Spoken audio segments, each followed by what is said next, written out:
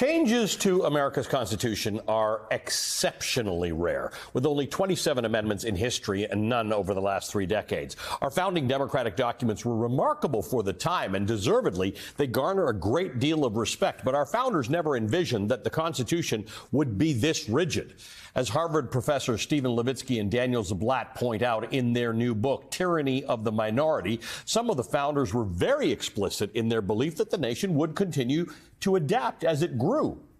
In 1787, just after the Philadelphia Convention, George Washington wrote, quote, "The warmest friends and best supporters the Constitution has do not contend that it is free from imperfections, but found them unavoidable," end quote.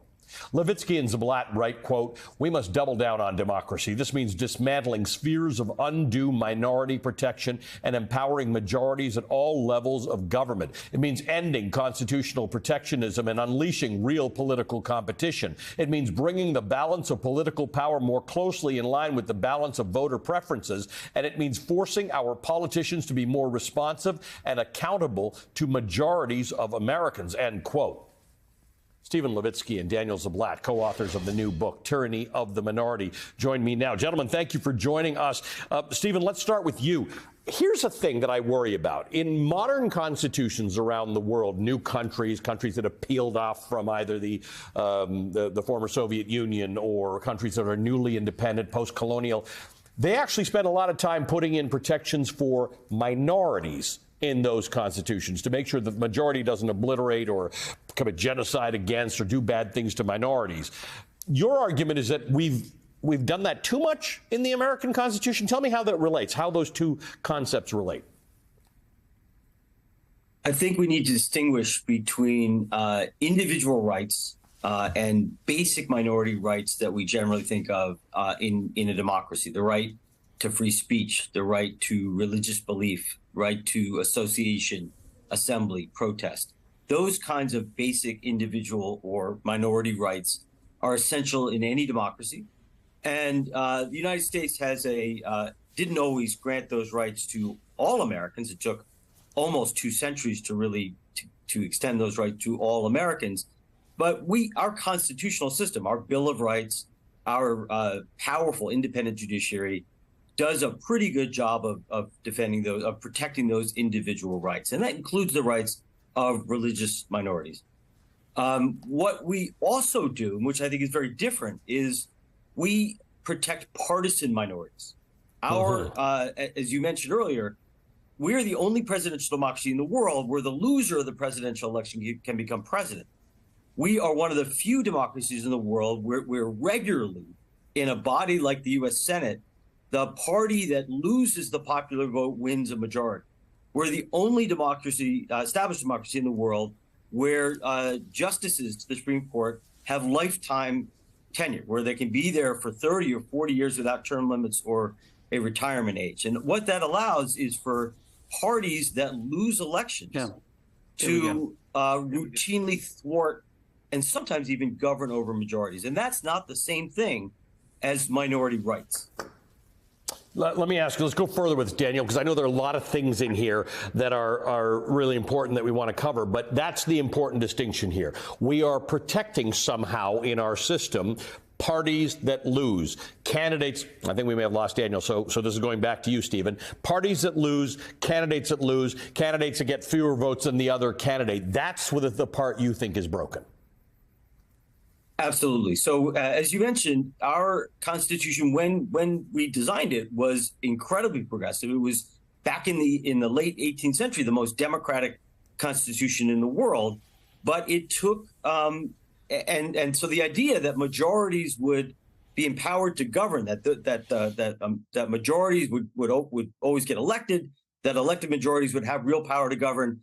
That wasn't a thing in the 18th century. But over the course of a couple of centuries, other democracies in the world, including democracies that borrowed and modeled themselves on the United States, gradually did the work of becoming more democratic. They abolished or weakened unelected senates. They established term limits on the judiciary.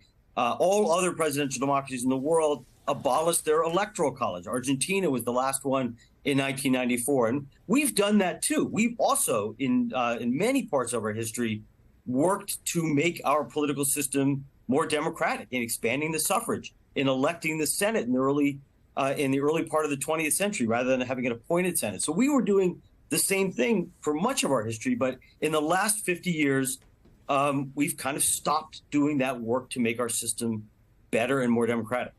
Daniel, I think we can hear you. We may not be able to see you, but I think it's, well, I see you, but if we seem to lose your picture a little bit, but we'll still hear you. So I do want to ask you this question. You make a number of recommendations as to how to deal with this thing, but they come down to three easy concepts that my viewers can understand.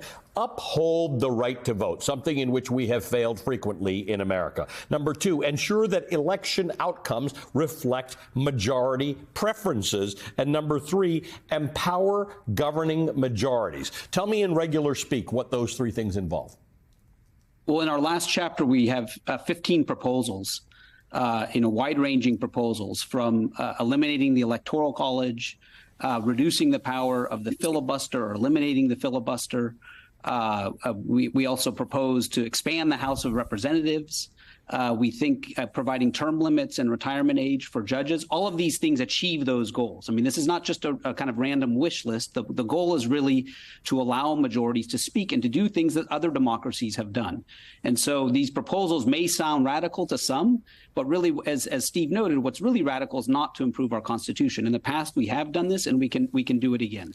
Let me give you an example, or I'll cite to you your own example about the women's suffrage movement. I'm writing from the book. To get the word male in effect out of the Constitution cost the women of the country 52 years of pauseless campaigns, Stephen.